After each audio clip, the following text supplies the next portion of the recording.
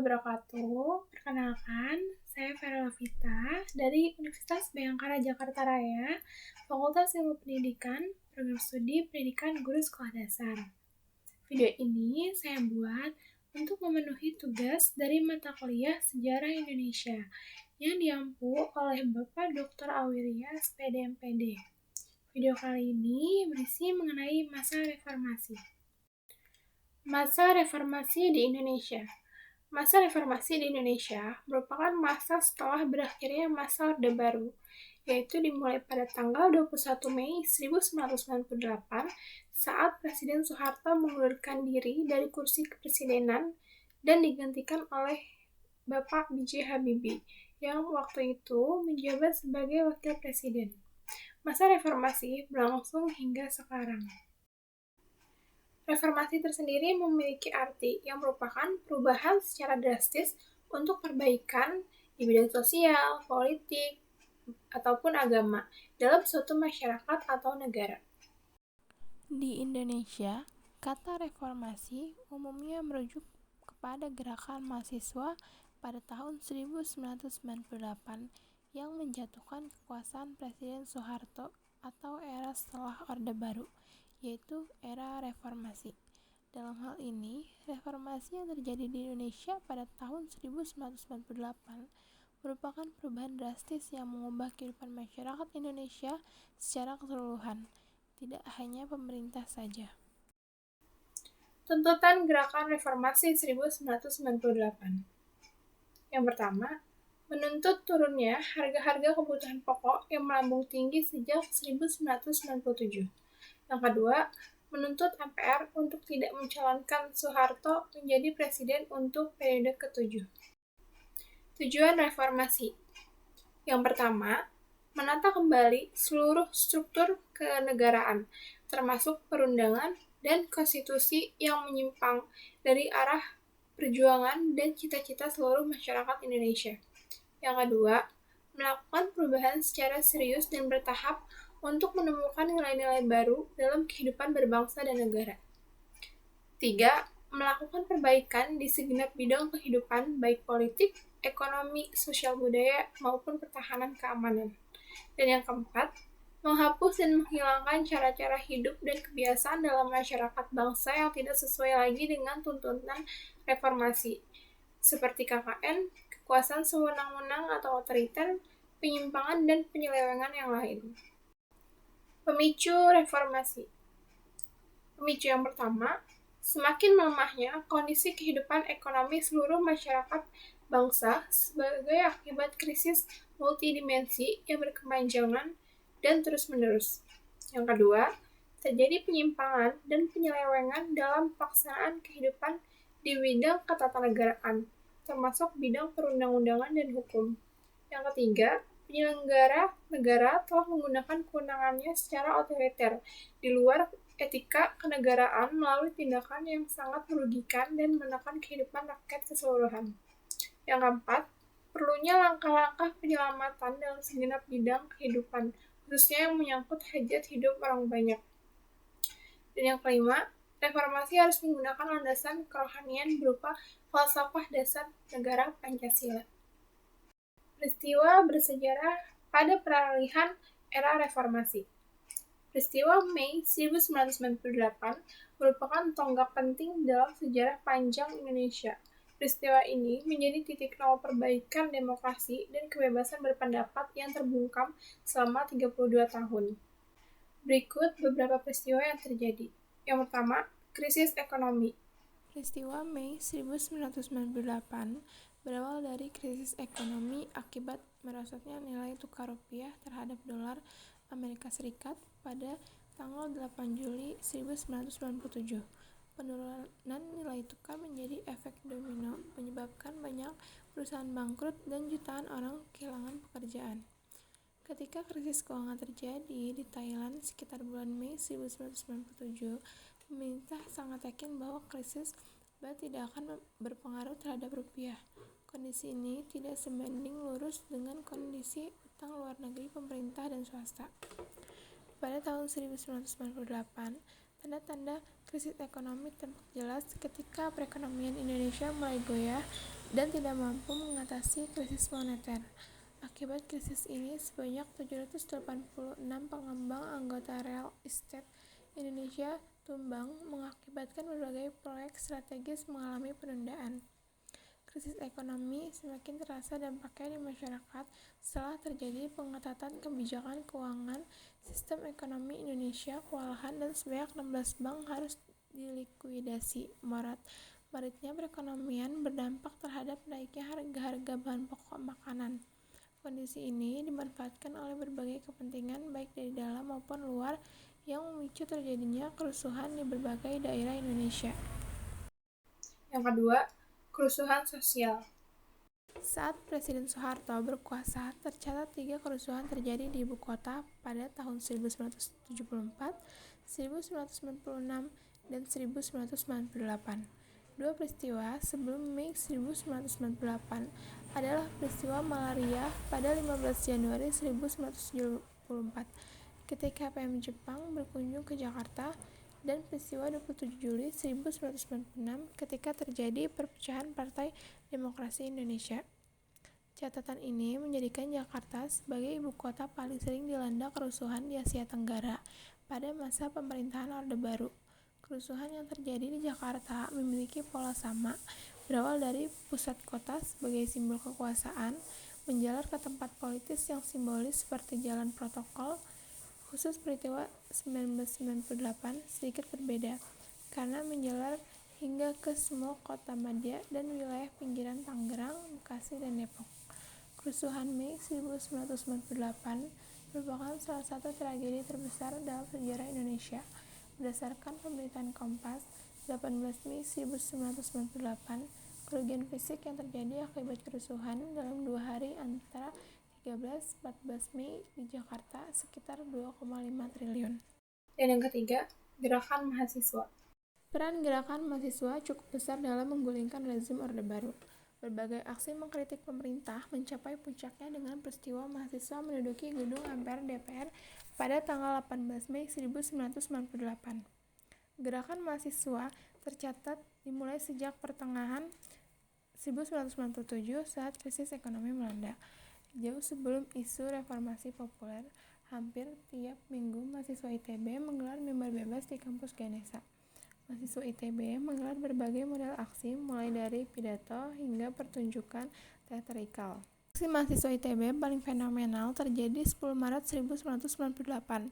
Mereka mengadakan sidang umum tandingan ketika para wakil rakyat menyatakan menerima pidato pertanggungjawaban Presiden di Senayan. Sidang tandingan para mahasiswa ITB berbeda dengan hasil di Senayan.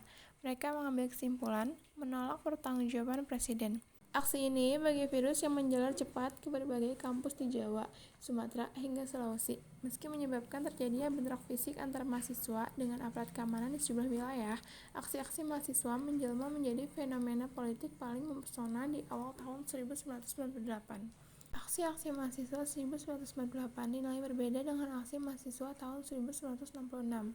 Perbedaan tersebut terletak pada kejelasan visi perjuangan dan sifat kemurnian gerakan yang independen tanpa dimotori pihak-pihak tertentu. Masa kepemimpinan era reformasi. Pada tahun 1998 sampai 1999, Indonesia dipimpin oleh Bapak B.J. Habibie.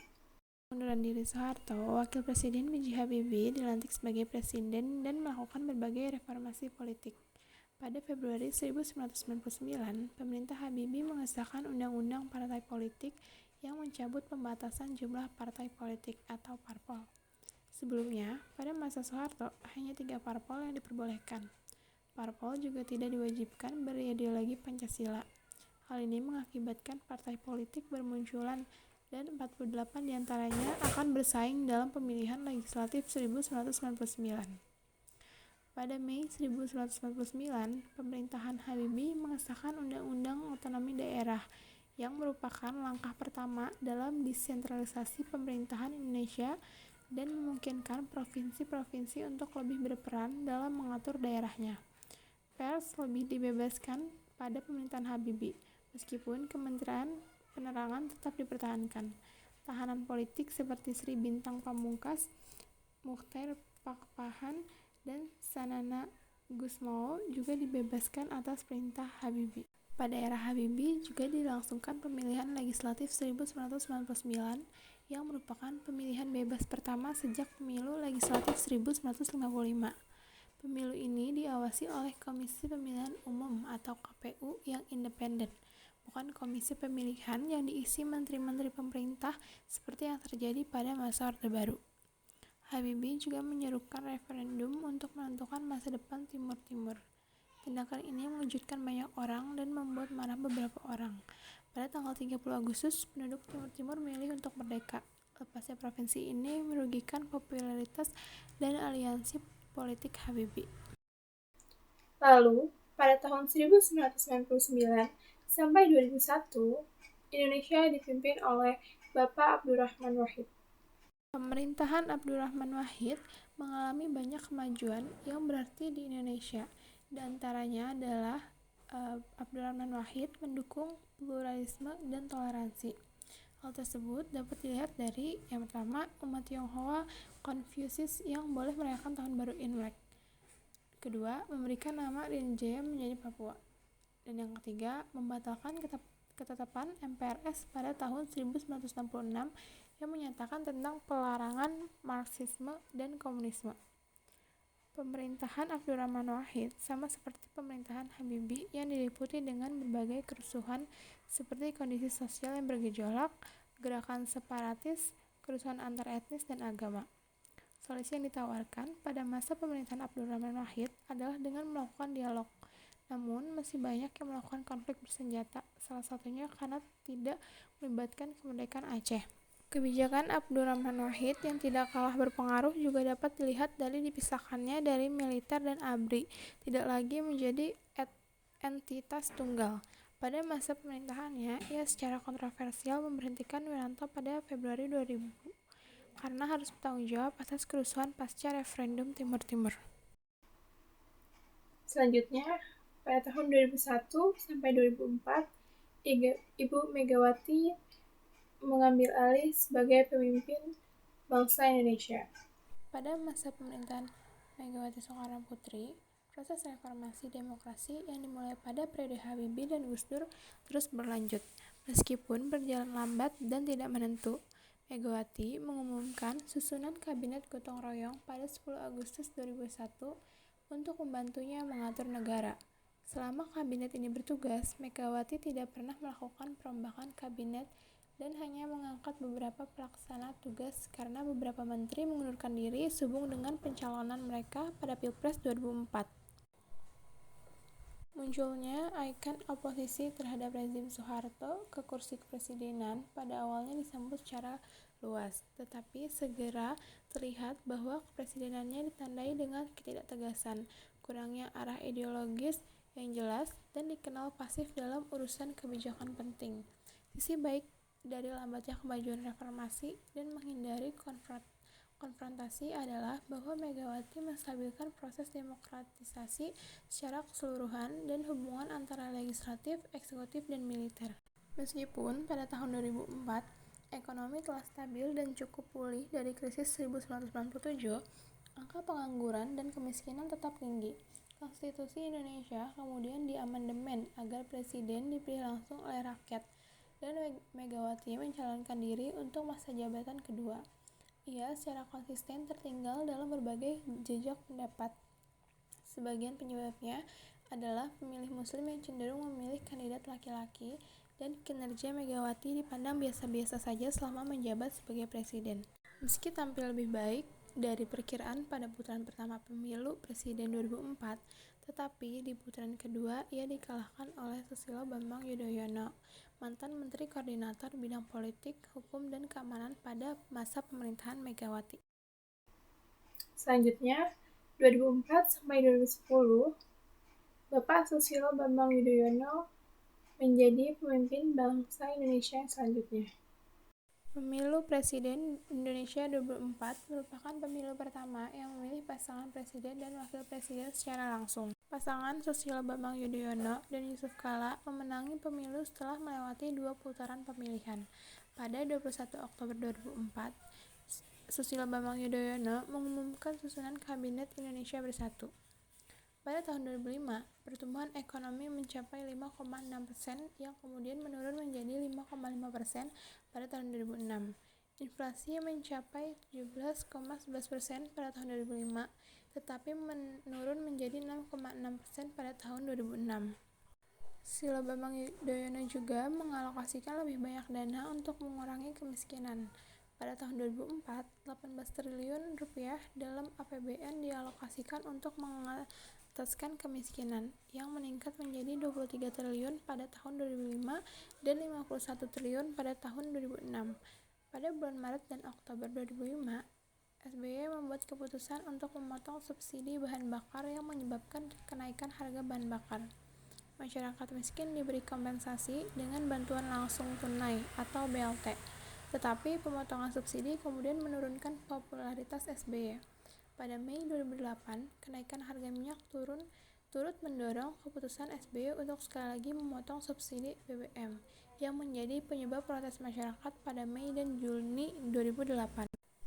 Pada pemilu presiden 2009, SBY terpilih untuk masa jabatan kedua bersama Budiono, mantan Gubernur Bank Indonesia. Mereka mengalahkan dua kandidat, yaitu Megawati Soekarnoputri dengan pendampingnya Prabowo Subianto. Pada pemilu presiden 2009, SBY terpilih untuk masa jabatan kedua bersama Budiono, mantan Gubernur Bank Indonesia. Mereka mengalahkan dua kandidat, yaitu pasangan Megawati Soekarnoputri dan Prabowo Subianto, dan wakil presiden saat itu Yusuf Kala Wiranto. Pada pemilu presiden 2009, SBY terpilih untuk masa jabatan kedua bersama Budiono, mantan Gubernur Bank Indonesia. Mereka mengalahkan dua kandidat, Megawati Soekarnoputri dan Prabowo Subianto, dan wakil presiden saat itu Yusuf Kala dan Wiranto. Pasangan SBY Budiono memenangkan pemilu dengan lebih dari 60% suara nasional pada putaran pertama. Mereka lalu mengumumkan susunan Kabinet Indonesia Bersatu II pada 21 Oktober 2009. Dan sejak 2014 hingga sekarang, bangsa Indonesia dipimpin oleh Bapak Joko Widodo. Pada pemilu presiden 2014, Joko Widodo atau Bapak Jokowi bersama dengan Yusuf Kala mengalahkan pasangan Prabowo Subianto dan Hatta Rajasa. Jokowi adalah presiden pertama tanpa latar belakang politik atau militer yang tinggi. Dalam kampanye pemilu 2014, Jokowi berjanji akan meningkatkan pertumbuhan PDB hingga 7% dan mengakhiri kebijakan bagi-bagi kursi atau memberikan jabatan pemerintahan pada koalisi politiknya. Meski janji tersebut belum terpenuhi, pada masa pemerintahannya, rupiah mencapai rekor terendah dalam 20 tahun terakhir. Ada kekhawatiran akan menurunnya kebebasan berekspresi selama periode ini, terbukti dengan penangkapan, penahanan, dan pemenjaraan banyak orang karena aktivitas media sosial mereka yang diartikan sebagai penghinaan kepada presiden. Pada Maret 2018, Badan Pusat Statistik melaporkan angka kemiskinan di Indonesia sebesar 9,82%, turun dari Maret 2017 yang sebesar 10,64%. Ini adalah pertama kali tingkat kemiskinan di Indonesia turun hingga di bawah 2 digit. Sebelumnya, angka kemiskinan selalu di atas 10%, bahkan mencapai 23,4% pada 1999 pasca krisis 1997 sampai 1998. Pada 17 April 2019, Indonesia mengadakan pemilihan umum serentak. Untuk pertama kalinya, pemilihan dilakukan terhadap presiden dan wakil presiden serta anggota DPR, DPD, dan DPRD secara bersamaan. Pemilu ini digambarkan sebagai salah satu pemungutan suara satu hari paling rumit dalam sejarah global. Jokowi dan calon wakil presiden Ma'ruf Amin mengalahkan Prabowo dan pasangannya Sandiaga Uno.